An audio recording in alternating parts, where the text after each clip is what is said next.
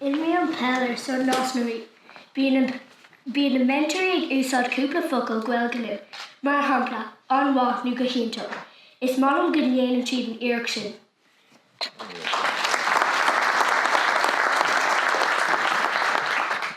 I gcomhaltas Cultia, úsáideann na mentorí cúpla focail sna nach mbeidh sé go hiontóg do mbeidh gachta sa tír sásta an bhfeilge atá acu a úsáid.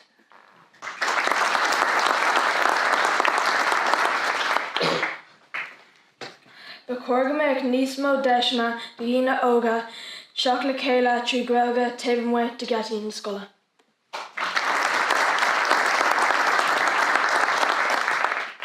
Leis an méidú mór ar lína náltaí I mbeadh Coláiste Dara agus an spéis ómhór sa Gaeilgeachtas I gContae Dara. Bé bheith seomraí agus acmhainní teastáil ónar scoil anseo in Osnaí.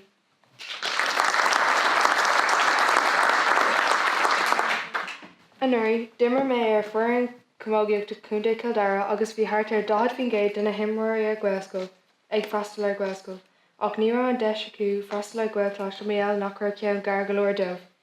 Tá an táil liomsa go bhfuil an deis seo agam agus bhálam go mbeidh an deis chéine ag gach duine eile freisin.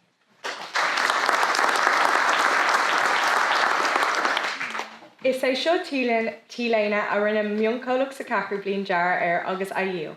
Tá spáin sé seo dún ghfuil éileamh ar airí agus seirbhísí an Gaeilge.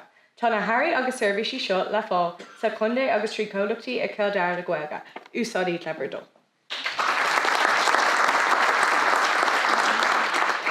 Is éarnach mé, is cuma faoi dama crackan nó carbhás ma histí, is scéal mé agus is í an Gaeilge me thanga dúchais.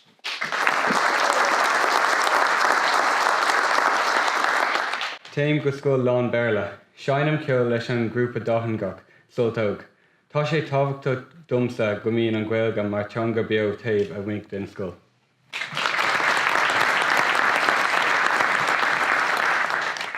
Dearbhíonn ar danga go bhfuil mar éagsúil. Cuireann sí a gcuimh na dúin go bhfuil mar cultúr féin agam atá luachmhar.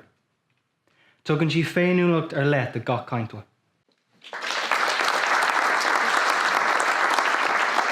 Is as an Jearmán mé is málam teangana agus cultúrtha de fúla ceapan gur teanga álaní an Gaeilge tá má fáiste lífa ach tar éis 5 bliain an éireann ní féidir lom I a leabhart. Ba bháiliom a bheith gníomfach chun an teanga a cumáid beo.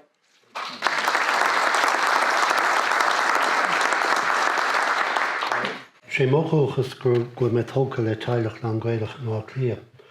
Tá cinenne ilchailtúracha stéanteach mar ceann féin arbláán na thugann le Gaeilge agus le téalanis agus cultúr an dáthír mar fart dar saoil. Sé ar rabha ar deanga úsáid in ar gnáthhéal gach lá.